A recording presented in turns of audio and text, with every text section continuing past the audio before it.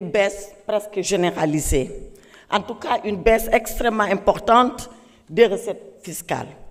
Vous nous annoncez aussi un maintien, mais très faible, de l'appui budgétaire et des dons.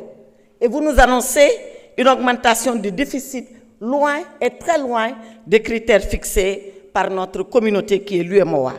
Et dans tout ça, vous recherchez 1141 milliards de francs CFA entre la LFI et la LFR. Où trouverez-vous l'argent, Monsieur le ministre? Voilà la question. Parce que les solutions que vous nous proposez pour trouver l'argent ne sont pas des solutions fiables. Et je suis désolée de vous le dire. Parce que qu'est-ce que vous nous annoncez? Pour trouver cet argent, vous dites oui, on va recourir à compresser les dépenses. D'accord? Rationalisons les dépenses, compressons-les, mais quand vous nous annoncez que c'est seulement pour un taux de 0,5% que vous avez fait d'effort de décroître les dépenses sur le budget général, alors vous êtes loin de retrouver 1000 et quelques milliards. Vous nous dites oui, on va mobiliser les ressources. D'accord? Mobilisons les ressources, mais que vous nous dites, qu'est-ce que vous nous dites pour mobiliser les ressources? On va élargir l'assiette fiscale et on va augmenter la pression fiscale de 20%. Alors, Monsieur le ministre, dans ce document de LFR, vous nous parlez d'élargir cette pression fiscale à 20% en 2025. Dans le document que vous avez sur l'orientation budgétaire, vous dites que vous atteindrez ce taux de 20% de pression fiscale en 2029. Vous êtes un ministre des Finances qui a un vrai problème de chiffres. Je vous l'avais dit la dernière fois. Entre encore le taux de croissance que vous nous annonciez, non, le déficit budgétaire que vous nous annonciez à 3% en 2025 et à 3% en 2029 dans le plan Sénégal, le plan national de développement du Sénégal. Mais Monsieur le ministre, il faut revoir ces chiffres-là. Vous ne pouvez pas nous dire que la pression fiscale, elle va être de 20% en 2025 et annoncée dans le document qui suit, elle sera de 20% en 2029. Mettez cela en phase. C'est pour ça qu'on ne peut pas croire à ce que vous nous dites. Et toujours dans le sens de trouver des solutions, vous nous parlez de gestion prudente de la dette. Mon honorable collègue Djimo Souaré a dit tout à l'heure que sur la dette, nous devons avoir une position nationale. Nous devons avoir une position nationale tout en nous disant la vérité. Et cette vérité-là, vous l'avez, Monsieur le ministre. Quand Abdou Mbow est venu ici à ce pupitre, vous avez une réaction presque de politique pour quelqu'un qui n'en fait pas, même si on vous encourage à le faire. Ne glissez pas sur ce terrain-là. Ne glissez pas sur ce terrain. Et vous l'avez dit vous-même, qu'ici au Sénégal, la tradition républicaine, c'est que les ministres des Finances en général, ceux-là qui s'occupent de finances en général, ne font pas de politique. Restez comme vous êtes. Et comme vous êtes, sortez les vrais chiffres. Ya fi nekkoon démb, ya fi ne tey. Wala loolu dañ ka fàtte. Ya fi nekkoon démb de. Quand on parle de ces chiffres-là, de notre temps, yow ya fi nekkoon. Te ya fi ne tey.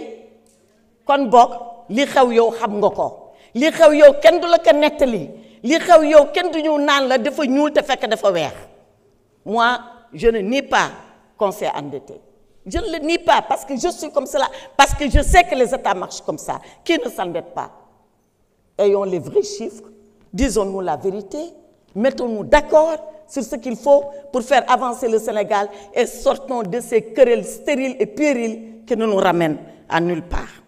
Alors, je reviens sur la gestion prudente de la dette. Quand on voit la frénésie avec laquelle vous empruntez, on doit nous mettre d'accord sur quoi être prudent.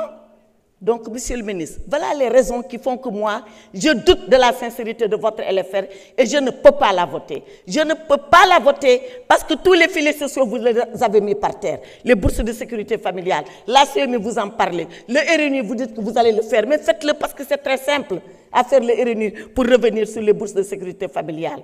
Pensez aux syndicats, pensez au Front social, il est en ébullition, y compris vos propres collègues des impôts et domaines.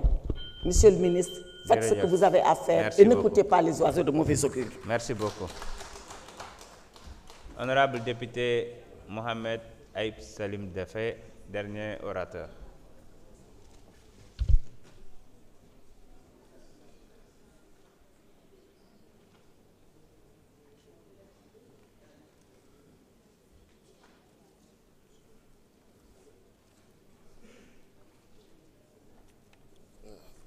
Merci beaucoup, Président. Chers collègues, Monsieur le ministre des Finances et du Budget, Monsieur le ministre chargé des relations avec les institutions, je pense que tout à l'heure, certains collègues étaient venus ici pour poser des questions préalables tendant à demander le report de cette séance, mais on s'est rendu compte qu'ils n'avaient aucun argument sérieux à opposer.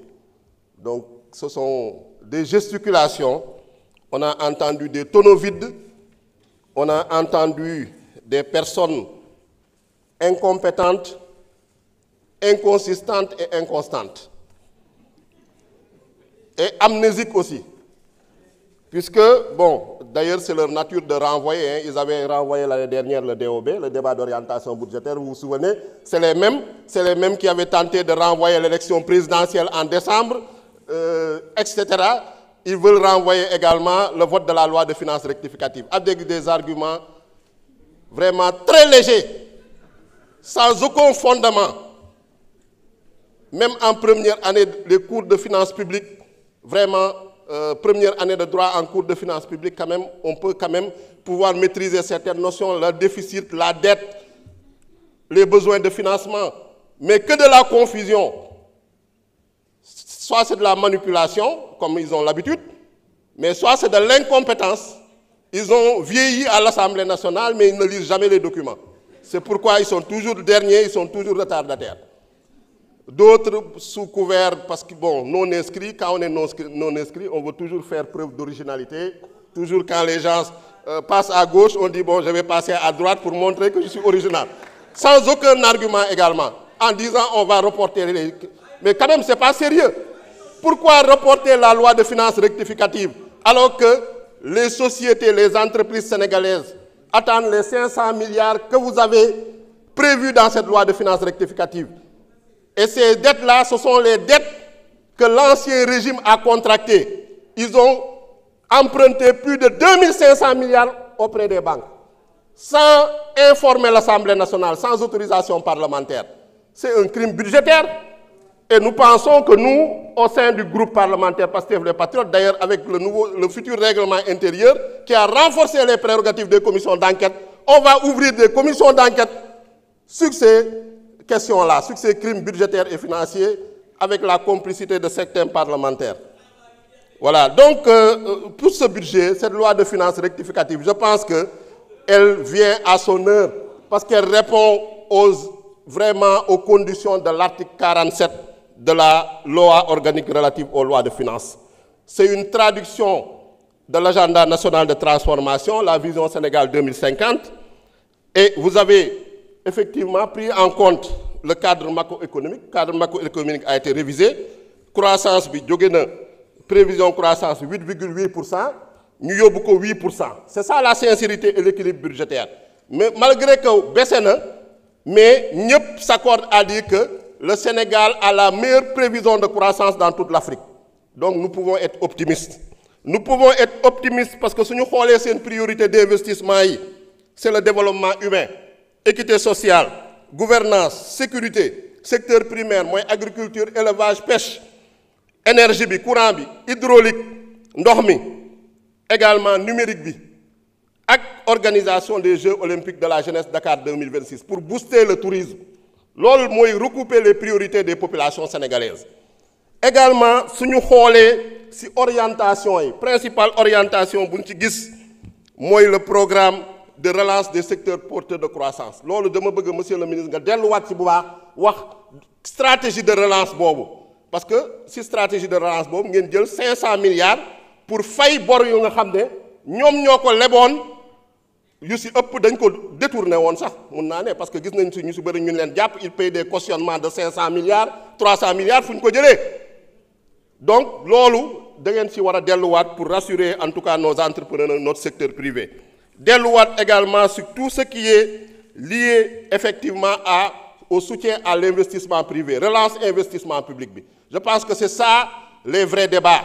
Donc, pour nous divertir, je pense que cette loi de finances rectificative répond à toutes les conditions exigées par la loi organique relative aux lois de finances, notamment l'article 47.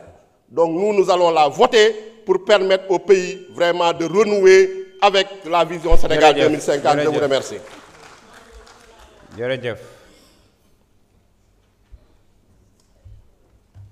Merci beaucoup, honorable.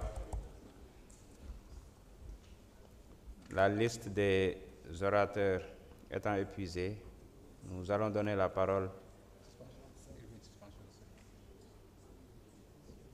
D'accord.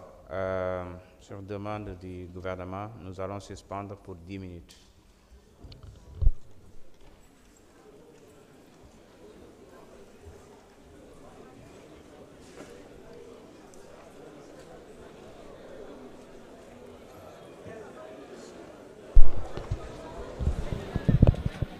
Il y a une de nos collègues qui m'avait demandé la dernière fois de lever au moins pour 15 à 20 minutes, car très souvent pour les dames, ça prend un peu de temps pour revenir. Donc disons 20 minutes.